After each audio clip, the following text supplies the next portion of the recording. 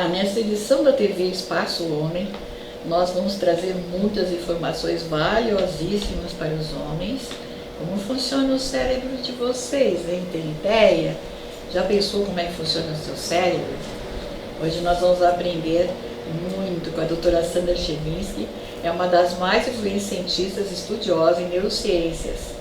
E a aplicação da neurociência, a importância para compreendermos mais a qualidade das vidas das pessoas, principalmente para aprendermos assim, as diferenças do cérebro entre o comportamento dos homens e o das mulheres. Será que tem tanta diferença assim? Olha, nós vamos descobrir hoje por que é que o cérebro do homem é diferente do cérebro das mulheres.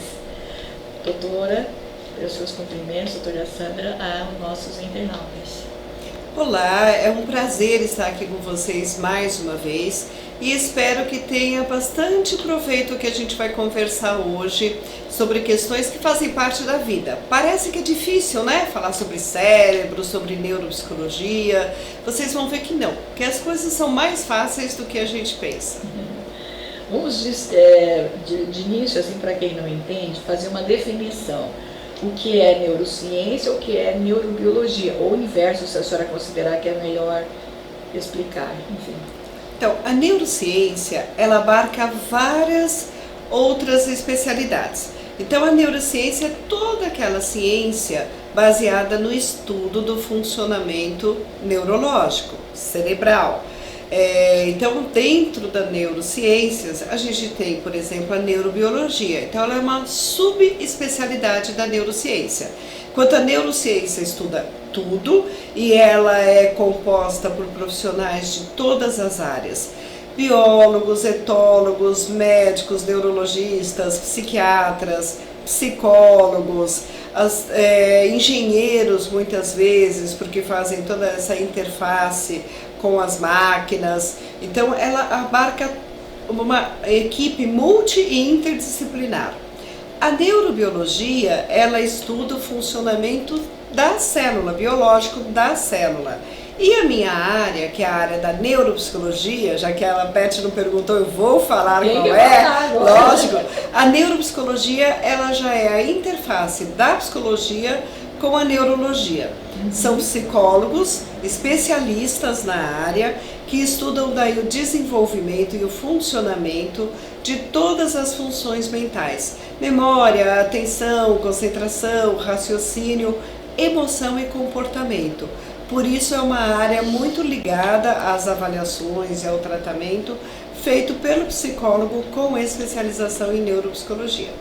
Bom, então feita a devida correção, não é, que precisava realmente vir de parte dela com essa explicação dessa diferença e do que é que ela está atuando especificamente no que ela está especializada, tá? Nós vamos também perguntar a ela o seguinte: doutora Sandra, pela neuropsicologia, tá?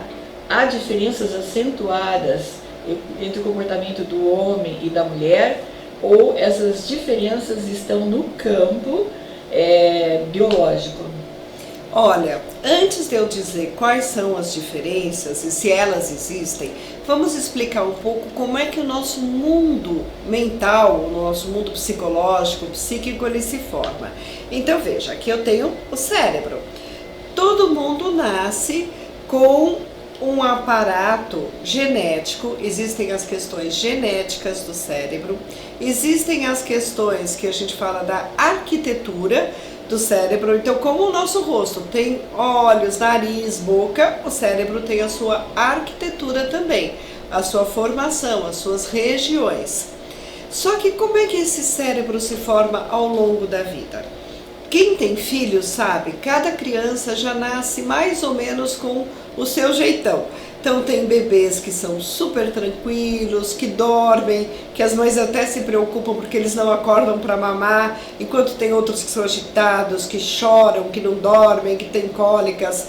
A gente já fala que ali já tem um tônus afetivo peculiar de cada um, daquela pessoa.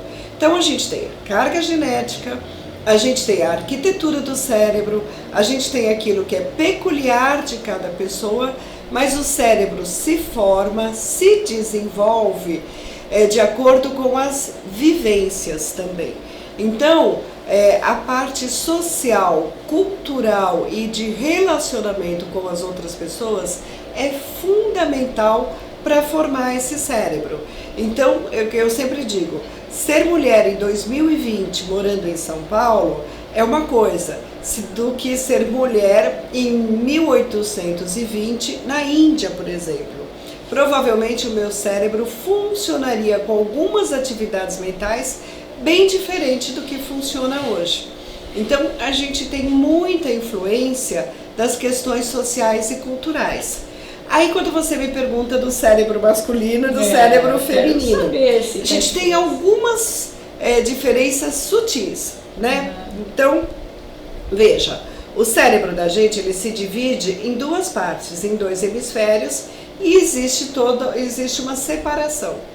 O cérebro da mulher ele é ligeiramente maior na parte esquerda, no hemisfério esquerdo. Então, a mulher, quem tem um casal de filhos sabe, a menina fala antes do que o menino na grande maioria das vezes, a mulher fala mais, a mulher tem uma memória verbal irreparável, os casais sabem disso. Quando o marido fala alguma coisa que está errado, essa mulher não vai esquecer nunca. 10 anos depois ela continua brigando por causa daquilo, e aí o homem fala, mas você tá louca, eu não lembro nem o que eu comi ontem, você acha que eu vou saber o que eu falei há 10 anos atrás? A mulher não esquece. E o homem, ele já tem uma habilidade um pouco maior, por conta do hemisfério direito, para relações espaciais. Então os homens eles têm uma visão espacial melhor, por isso que nós temos mais homens que são ligados à engenharia, a atividades que vão guardar caminhos, né?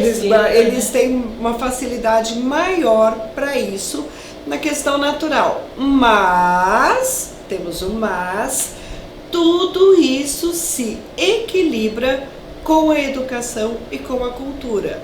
Então é muito importante a gente dizer que não existe cérebro mais inteligente, que o homem é mais inteligente que a mulher, ou que a mulher é mais inteligente do que o homem. Os dois, tendo as mesmas oportunidades, eles terão um desempenho igual. Não tem essa de que o homem é mais inteligente ou que a mulher é mais inteligente do que o homem por conta das diferenças cerebrais. Ok.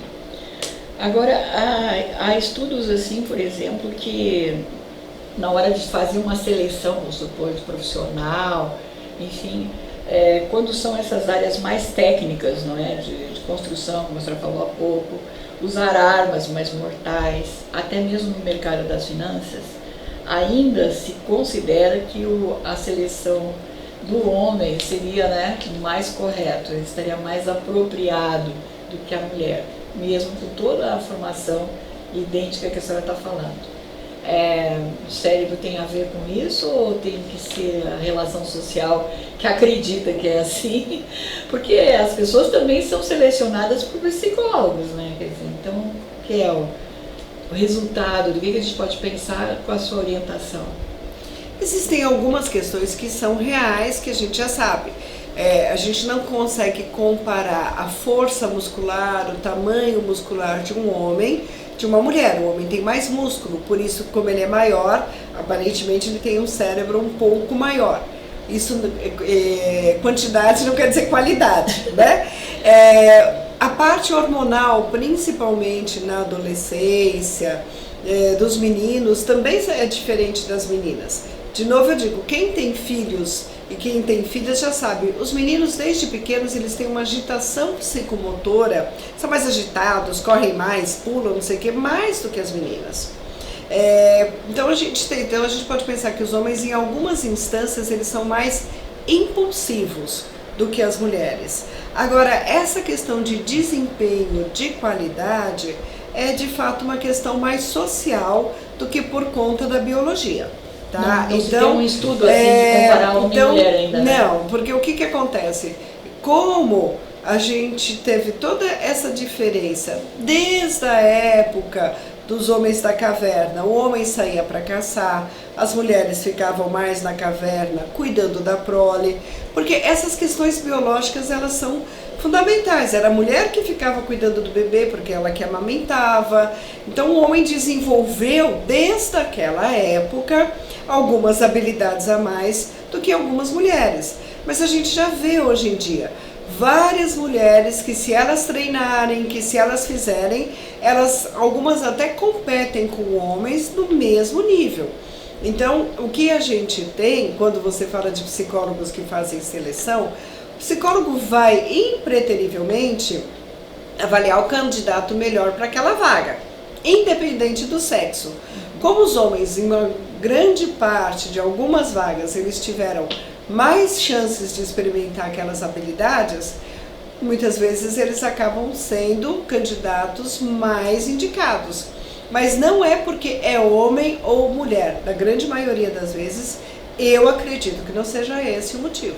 Perfeito. Então, também quando a mulher é treinada, como a senhora está especificando, ela vai fazer o mesmo desempenho. No caso, por exemplo, nós temos de policiais, né? Policiais civis, federais, militares, né? As guardas municipais, quer dizer, tem mulheres aí que surpreendem até, às vezes, num caso de detenção, enfim.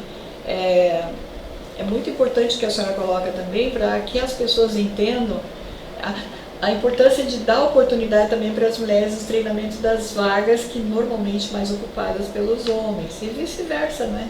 Por que os homens não podem também estar com mais interesse nas áreas que normalmente estão as mulheres? Aí nós já temos hoje homens se destacando na cozinha, não é? Doutora na arte, na moda tem muitos homens, quer dizer, isso mostra o quê? Que é realmente a questão do treinamento, não é isso?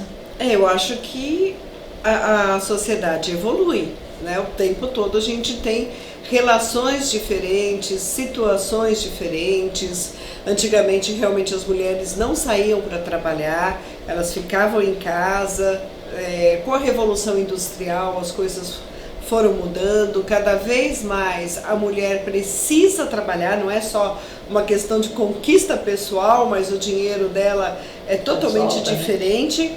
E a gente tem cada vez mais mulheres que são as chefes de família, mulheres que criam os filhos sozinhas, que os maridos, pais, né, eles vão embora e não ajudam, o que também é uma questão muito complicada social, porque às vezes eu penso, esses homens que simplesmente não ligam para os filhos, foram criados por mulheres que, o que passaram para eles, para que eles achassem que eles não têm responsabilidade, que eles não precisam cuidar. Então a gente ainda tem muita coisa para avançar na questão social.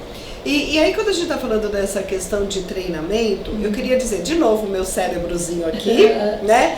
O cérebro da gente, ele é plástico. Como assim plástico? O que chama isso? Plasticidade significa a capacidade de ele se moldar cada vez mais. Então, o cérebro da gente nunca para de aprender, nunca para de se desenvolver e nunca para de adquirir novas habilidades, principalmente se a gente pensa num cérebro saudável, sem nenhuma doença, nenhuma demência, algo parecido. Então, por isso que com oportunidades, com treinos, com tudo, todas as pessoas podem competir e trabalhar, não é nem competir, mas trabalhar em parceria lado a lado. Bom, nós há pouco, antes de iniciarmos a sua entrevista, estávamos conversando da questão da predisposição de doenças, né, que o estudo do cérebro está demonstrando e que alguns estão mais afetos aos homens que às mulheres, e também a questão da medicação, né, a importância da medicação. Eu mesmo não gosto muito de tomar remédio, né? Então o que a senhora tem para contar para nós nesse diferencial aí? Se hoje em dia vivemos até os 80, 90 anos, é por conta do remédio, gente. Se não houvessem os remédios, a gente continuaria morrendo aos 30, 40, como os nossos antepassados. A medicação trouxe uma possibilidade de vida. E toda medicação, se eu tenho um diabetes e eu não tomo a minha medicação, eu vou ficar cega, eu perderei uma perna e eu morrerei desse diabetes, sem dúvida. Se eu tenho pressão alta e eu não tomo a medicação, eu vou correr o risco de infartar ou sofrer um acidente vascular cerebral.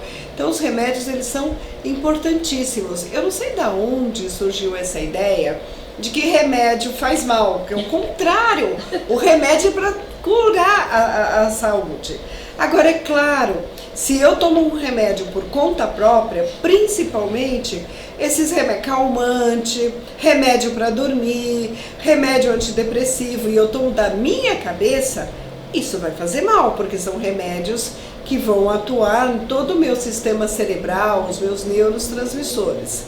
Se eu tenho uma depressão, ou se eu tenho outro transtorno mental, a bipolaridade, transtorno de ansiedade, uma esquizofrenia, um autismo, um Asperger, seja lá o que for, e se eu tomo um remédio direitinho, o meu cérebro vai funcionar direitinho. Então eu tenho menos riscos. Então quando a gente vê que você estava comentando dessas notícias, das pessoas que quebraram tudo, de alguma questão, pode investigar. A grande maioria do caso é porque não está tomando remédio. Não está tomando o remédio corretamente. A própria família fala, não, você não vai tomar esse remédio porque você vai ficar dependente. Se eu tenho uma diabetes e eu preciso tomar o remédio a vida inteira, eu vou tomar o remédio a vida inteira. Se eu tenho um transtorno mental e eu preciso tomar o remédio a vida inteira, eu tomarei esse remédio a vida inteira. Nós temos pessoas, artistas e políticos que têm esses transtornos mentais, fazem os tratamentos e a gente não fica nem sabendo. Quando eles morrem, a gente nem sabia que ele tinha uma bipolaridade, que ele tinha uma esquizofrenia de base, porque a vida fica funcional, graças aos tratamentos. Isso é muito importante, não é? Agora, não sei se é com conhecimento da neurociências, da neurobiologia ou da neuropsicologia, certo? Então, nós vamos ver aí.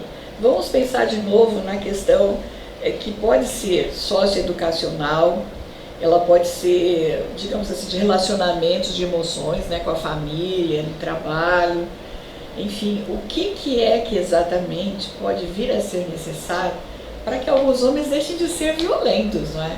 Qualquer coisa ele está brigando com um colega, qualquer coisa está xingando a mãe, qualquer coisa a mãe do outro também. A mulher, quer dizer, não pode dizer uma opinião divergente, que daí já sai assim. É uma violência moral, é uma violência verbal, diríamos assim, tá? Ela deve ser um transtorno também, acho eu, porque essa agressividade, que no fim acaba o quê? Ou a mulher vai se suicidar, ou vai virar um caso que ela vai abandonar, ou de repente essa tragédia toda que o cara não gosta, e daí vai, né, às vias de fato. Isso é um fator gerador social até dessa confusão toda que a gente está vendo socialmente, aí, socioafetivo, vamos dizer assim, né? Uhum. Onde a senhora pode nos colocar nos 3 eixos? Vamos ver, vamos botar uma ordem nisso. O que é isso? Isso é biológico, é psicológico, é sociológico? Eu sou assim porque todos os homens são assim. Eu sou assim, todas as mulheres são assim. Deus me livre. Não, né? O que tá pegando? Eu nunca apanhei de homem, então. Né? Eu nunca tomo, né? Não é todo mundo assim, não, né? Não, mas a gente tem que encontrar uma resposta, né? Quer dizer, qual é essa resposta? Uhum. Então, olha, primeiro, a parte mais profunda do cérebro, que a gente chama de sistema límbico, é a parte do controle hormonal, é a parte emocional que reage impulsivamente, inclusive para as emoções, para questões da sexualidade. A parte da frente do cérebro, que é a nossa área frontal, é a parte social. Crítica, juízo, então inibe, deixa a gente não ter nenhuma atividade agressiva, nada disso. O que pode fazer com que o nosso cérebro não funcione direito e que aí a gente tenha essas atitudes, né, agressivas e violentas? O maior problema da humanidade, da agressividade, é o uso de álcool. Álcool e droga e faz com que essa parte do cérebro fica rebaixado, e é onde muitas vezes a pessoa pode ficar agressiva, onde a pessoa pode ter ali, sair correndo com o carro atrás de alguém, chega em casa, já chega em casa batendo, quebrando, fazendo as questões. Então o uso de álcool é algo muito e muito complicado. Outra questão, se a pessoa sofreu algum acidente, às vezes é um acidente leve, ninguém levou em consideração, mas ela bateu a cabeça. Ela teve um pequeno traumatismo crânioencefálico, ela pode ter algumas dificuldades. Então, às vezes a pessoa sofre um acidente de carro, ficou meio zonza, muitas vezes nem os médicos sabem disso e alertam. E essa pessoa pode ter uma mudança de comportamento, de personalidade, porque a região aqui do cérebro teve algumas microlesões. E aí as pessoas acabam tendo um comportamento mais agressivo, mais violento. E se a lesão for muito grande, a gente tem pessoas com comportamentos até de psicopatas, que matam, que têm prazer em matar, se é uma disfunção. Por isso que a gente tem, quando a gente fala da transtorno de atenção e hiperatividade, é o frontal que não funciona direito. Então também é outro crime não medicar a criança com transtorno de atenção. Certo. Porque o cérebro não funciona, a criança fica naquela agitação, ela não vai, não estou falando que ela vai ser, mas ela fica muito agitada, ela não tem noção às vezes de perigo e ela pode se colocar em grande risco. Ela pode subir no lugar e cair de cabeça, quando for adolescente, fazer loucuras de moto, de carro. Então muitos acidentes de jovens que a gente tem, quando a gente vai estudar, a gente percebe que tinha um transtorno de atenção anterior que não foi tratado, que não foi levado em consideração e acontece. E a hiperatividade no cérebro dos meninos é maior do que no cérebro das meninas. Então a gente tem essas questões de violência, os hormônios, né, essas questões cerebrais, e a gente tem muita questão comportamental. A gente tem também neurônios espelhos. Então o que é isso? A criança nasce cheia de neurônios espelhos e aprende por imitação. A gente vê a criança, a gente está fazendo uma coisa, a mãe está penteando o cabelo, a gente vê a menininha do lado fazendo igualzinho o que a mãe faz. É imitação, é uma forma de aprendizado. Então, a criança segue aquilo que a gente faz, não aquilo que a gente fala.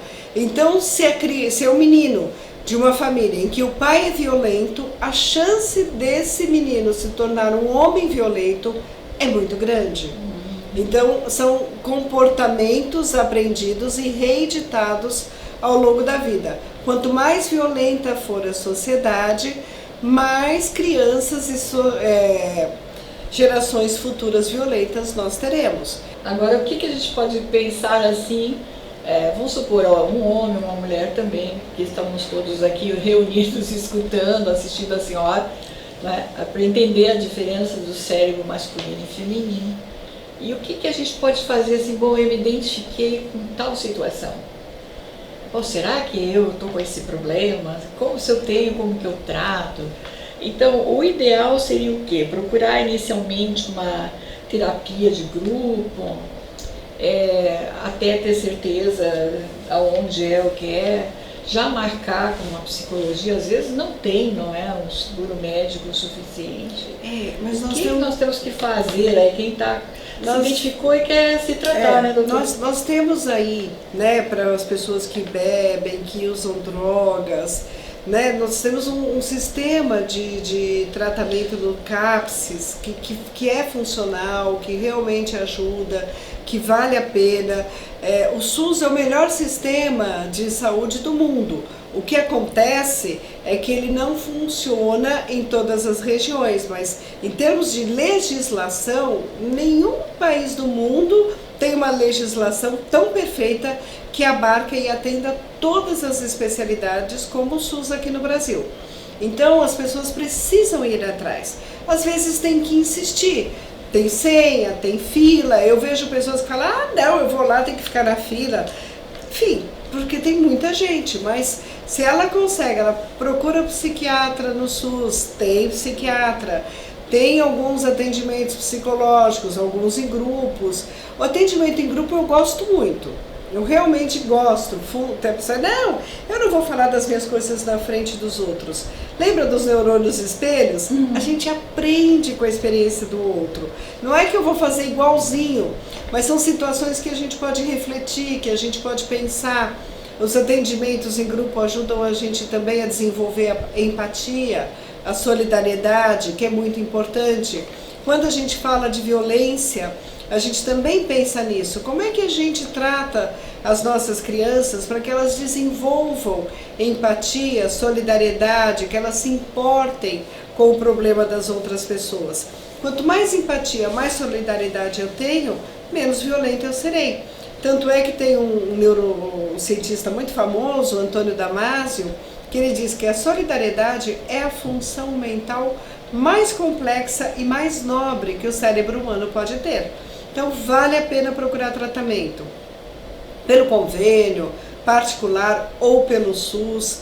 Procurem ajuda. A gente tem o AA, a gente tem os narcóticos anônimos. Para as famílias que não conseguem lidar, o Al-Anon, que trabalha com famílias de alcoólatras, o Amor Exigente é sensacional. Não estou fazendo propaganda, mas assim, tem muitos grupos de apoios totalmente gratuitos que realmente funcionam. Agora, sozinho é muito difícil. Lembra? O cérebro é social. A gente precisa do outro para nos ajudar, para nos mostrar também muitas vezes o caminho. Se você aí se identificou com uma depressão, se identificou com o uso abusivo de alguma droga, se identificou com uma irritabilidade, com uma agressividade que não está conseguindo controlar, ou mesmo com essa questão de que perde muito emprego porque não leva desaforo para casa, pensa realmente se você não está indo para um caminho que pode te levar cada vez mais para baixo. E procure ajuda. A ajuda existe. É porque a senhora aborda um fato muito interessante. Tá tudo tão pronto, né? A pessoa pega o celular, olhou o outro lado do mundo, né? Deu uma lida, já saiu sábio. Mas o aprendizado, como a senhora está colocando, aprendizado até de viver bem para si e para os outros, né? Requer a disciplina, o treinamento, né? A boa vontade, como a senhora está falando, né? Se a pessoa não tem isso nem com ela, quer dizer, não quer se esforçar de ter que passar, né? Como todos os outros. Então a pessoa chega um destaque de uma liderança, mas como se diz na gíria, quantos sapos engoliu, né? É uma gíria, mas pensa bem, quanto a pessoa teve que sufocar a ela mesma, aos interesses dela, para olhar no grupo, para ver a necessidade daquela pessoa, para poder conduzir com que aquela pessoa viesse numa inserção do grupo, como a senhora está comentando. Então, tem muitas coisas assim que às vezes a gente progride, porque a gente tem muita gente legal nos ajudando, até no dia a dia, né? E a gente não percebe às vezes isso.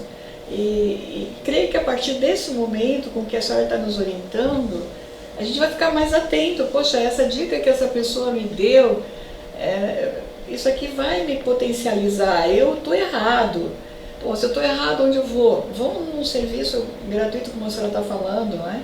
Comece por esses atendimentos de grupo e vai indo. Quer dizer, tem uma criança na escola, fala com a psicóloga da escola, senão eu posso trazer um problema para o meu filho.